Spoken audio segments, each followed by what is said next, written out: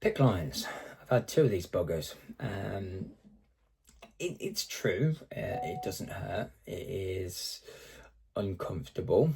But it's all about, I think it's all about the people around you. So you go in as normal, you get checked in, you have a complete medical questionnaire done again on you just to double check everything.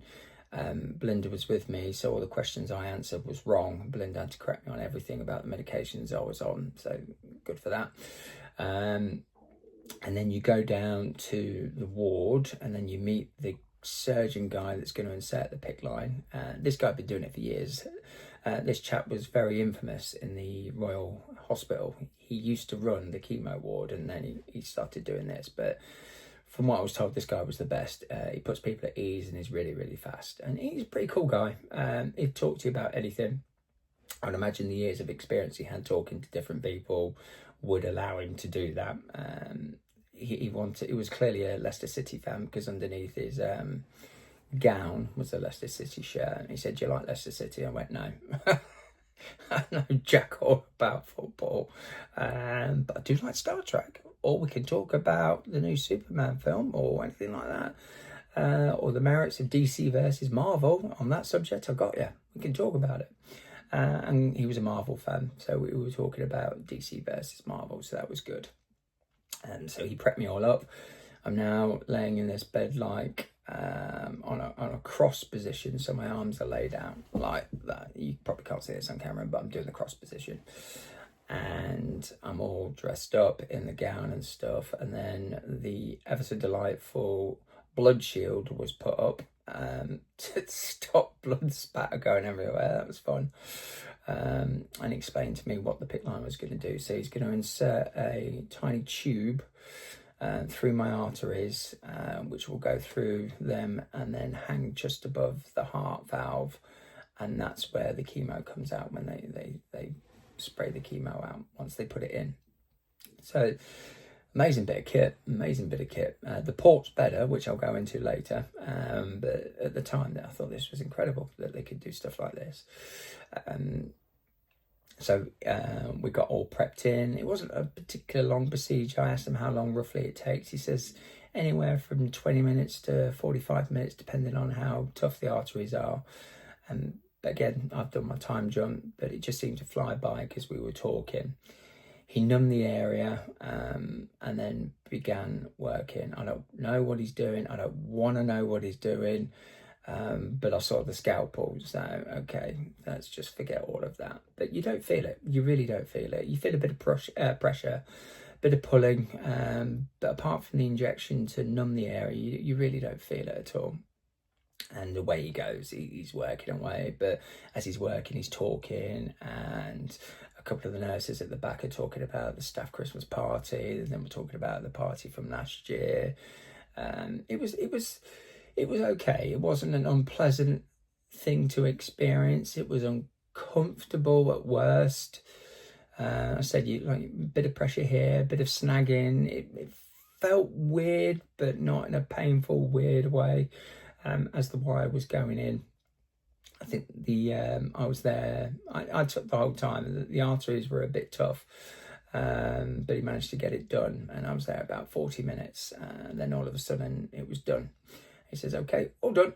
And then he started to pull away the blood shield, which was covered in blood. Thank God I didn't see that one. He had some blood spattered down him, so that's fun. It looked like a horror movie. But he got all that away and he cleaned the area. And then I look at my arm, and the first PICC line's on this arm. And now there's this tube sticking out of me, this medical tube sticking out my arm, which had been sealed down. Weird bit of kit, just alien to what the body should have, but it's there. It's I find myself protecting it. That was the other thing I remember. I felt in myself I had to protect this thing. I felt weak, that I couldn't, not that you want to punch anybody, but couldn't punch, or I couldn't move my arm. Well, I could move my arm, but I found I was holding it a lot. Or if I was wearing a hoodie, I'd put it through the pocket and hold it like a sling, which is something Belinda noticed. So you don't need to do that. It's fine. You'll get used to it. And I did eventually get used to it. But it just, for the first, I would say, few days, it was weird, this thing sticking out of me.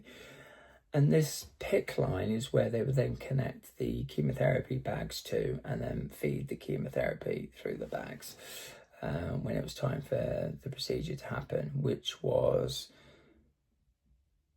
2 days away. No, it was the next day. Chemotherapy was the next day. That was it. So I drove to the PICC line thing, and then I drove back. I didn't feel like I needed anyone to take me to that one.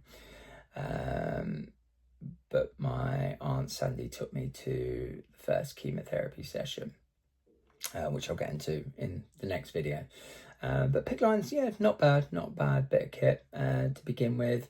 I will say now that when comparing a PICC line to a port, the port, I will go for a port every time. There's some stories about my PICC line. It blocked several times. Once it got blocked so bad, they had to take it out and I had to have another PICC line fitted. But that only took about 15 minutes. He was like playing the piano. It was like, done. And the PICC line came out. And he put a new one back in as fast as that. It was really, really quick. But they were a pain in the arse as they got. The more it was used, it was just a pain in the arse. The blocking was awful. And I'll tell a story about when it got blocked in a couple more videos later on down the line, which really upset me.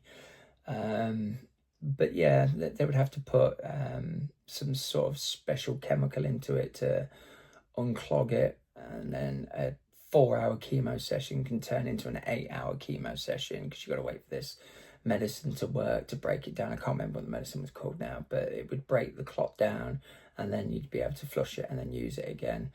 And the PICC line had to be flushed every week. It's a great bit of kit and it does the job that it says on the tin, but it was an absolute pain in the arse to have. Sleeping, it was difficult to sleep because you don't want to knock it and you don't want to rip it out, and you get used to all of that. Because I think I had the PICC lines over the course of about 7 months before I finally got rid of it and got a port. But yeah, it is good for what it does. I didn't like it. It looked horrible. It felt horrible. A lot of it's vanity. I always hid it from people. I didn't want people to see it. I did show my friends and family it, but whenever we were out or whenever I was at work, I would hide it. I didn't want people to see it. Yeah, but anyway, it's what it was. It is what it was. It did the job that it needed to do at the time it needed to do it. So in the next video, I'm going to talk about chemo 1, the first chemo I ever had.